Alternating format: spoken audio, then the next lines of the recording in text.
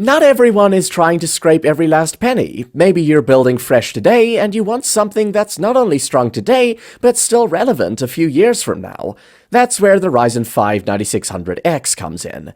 This chip hits that sweet spot between performance and longevity.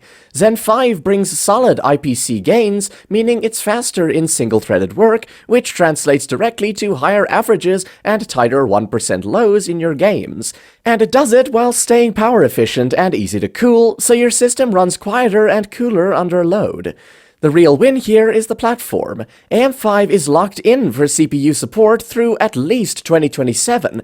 That means you can grab the 9600X today, and when the time is right, upgrade to a faster X3D or even a future Zen 6 chip without replacing your motherboard or RAM. For builders who like the idea of a mid-range CPU now, with a clear path to more performance later, this is exactly the kind of flexibility you want. If you're willing to step down a touch on performance to save some money, the Ryzen 5 7600 still pairs beautifully with the 6700 XT.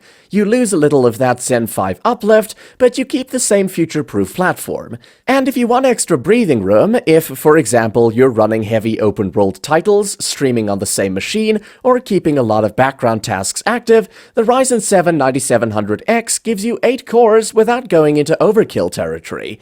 Intel fans also have strong options here. If you already own a 600 or 700 series motherboard, the Core i5-13600K or 14600K will absolutely crush it alongside the 6700 XT.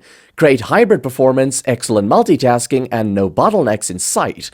But if you're starting fresh and want to stay with Intel for the long haul, the Core Ultra 7 265K on the new LGA 1851 socket is the smarter choice.